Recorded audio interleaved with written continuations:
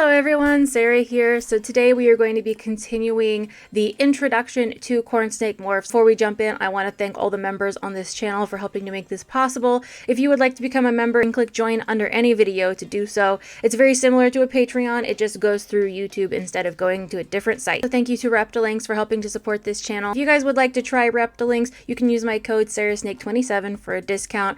They are whole ground prey in a collagen casing. For my corn snakes, I like to use the quail and rabbit mix. I think that it kind of gives a nice rounded diet for them. And also please check out my website, sarahsnakeshop.com. I have corn snakes and corn snake accessories on there. And I also have corn snake morph books that I wrote with the beginner in mind. So if you would like to learn more about corn snake morphs, those books would be great for you. In this video, we are going to go over morphs that start with D through H. And I know that seems like a big jump, but there's honestly not too many morphs that are between there. So let's just jump in. The first one we are going to start with is diffused. Diffused is a pattern mutation, and I think the first main pattern mutation that we have on this list.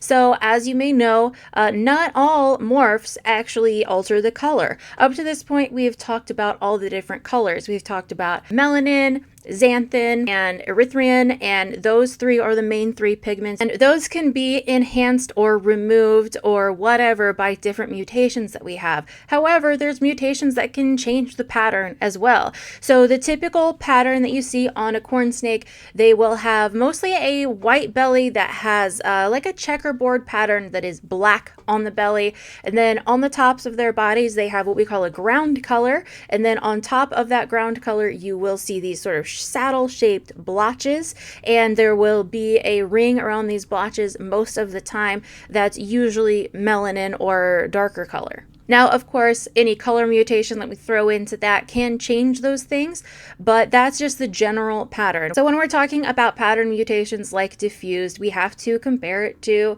the normal pattern. Diffused does a few things. I did a whole video that's a deep dive on diffused. If you would like to go watch that, I'll link it up above for you guys. But when a snake is developing in the egg, its pattern and color develop from the spine downward, and diffused slows this progression. So what we end up with is actually a snake that has little to no pattern at all on the top, usually no pattern on the sides, and no pattern on the belly as well. So the bellies of these are mostly going to be completely white, and the sides aren't really going to have any noticeable pattern on them either.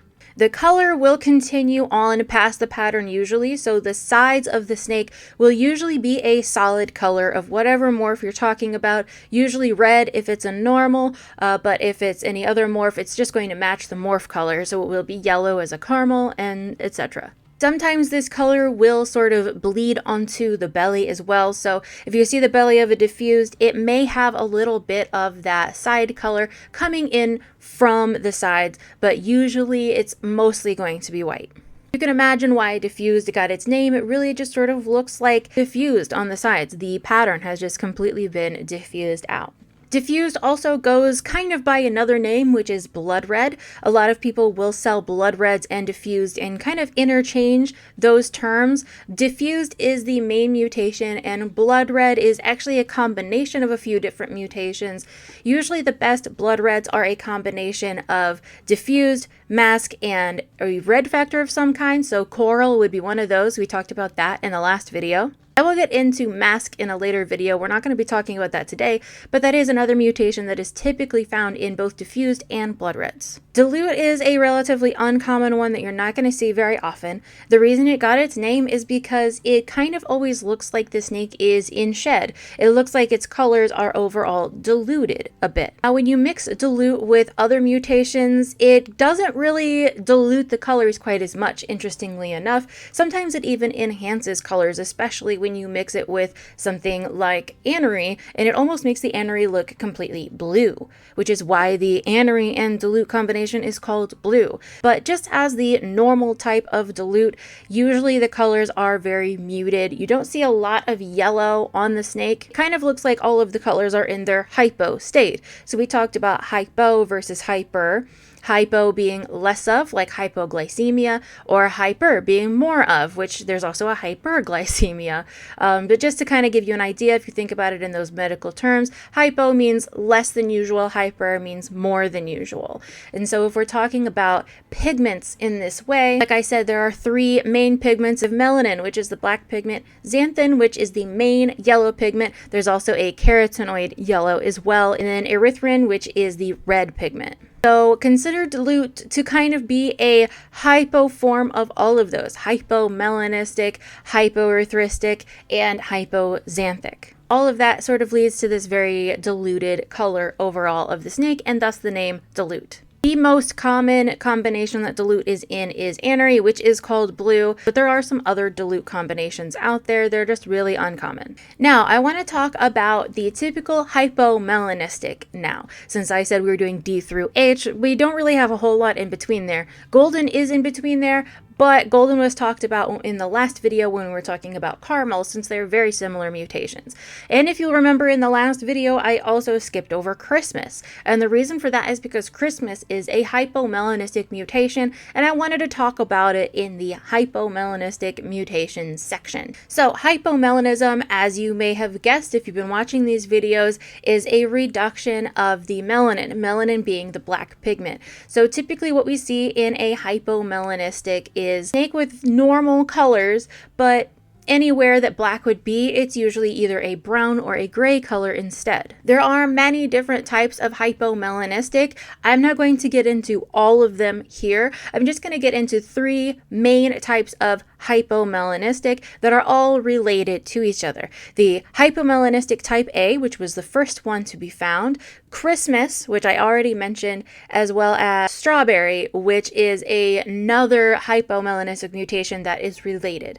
These do look very slightly different, but not terribly different from each other. Now, Christmas is one of those mutations that has not been completely proven out yet. So we also talked about in the very first video that toffee and buff had not been proven to be different mutations yet because breeders had not gone through the rigorous process of testing everything. And so it's kind of similar with Christmas. Christmas is one of those that everyone kind of thought existed, but now everyone kind of wonders if it's just a regular hypomelanistic type that just sort of came from a different locality. I mentioned in the last video that a locality is just a location that the snake may have come from originally. They all originate in the US. However, the ones that live in Florida are going to look very different from the ones that live in Kentucky, which are going to look very different from the ones that live in Mississippi, and very different from the ones that live anywhere else. So just kind of keep that in mind. When I say locality, I mean different areas that these snakes are found in the US. They are going to look a little different depending on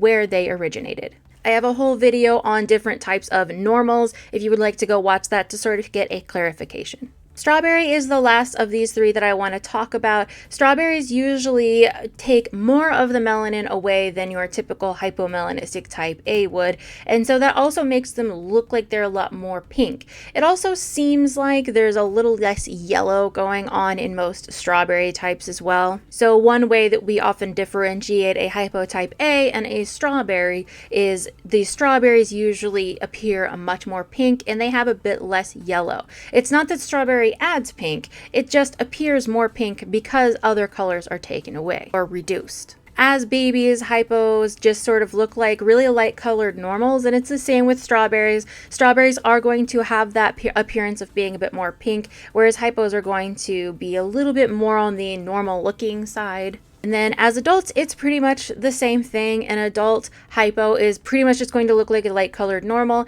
and an adult strawberry is going to look like a slightly more pink normal that has a little less yellow than you would expect in a typical hypo. I will recap here really quick. We went over diffused, the first pattern mutation that we've talked about so far in this series. Diffused pretty much takes away the belly and side patterns of the snake. We talked about dilute, which is kind of a hypo type, and it makes them a little less colored overall. And we talked about the three main basic hypotypes: hypotype A, Christmas, and strawberry. Christmas being still sort of on the edge of we're not 100% sure if it's really even its own mutation or if it's just sort of an offshoot of your regular hypo.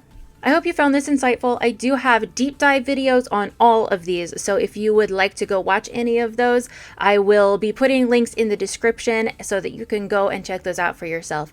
Thank you guys so much for watching. If you have any suggestions, please let me know. Please subscribe, and I'll see you in the next video.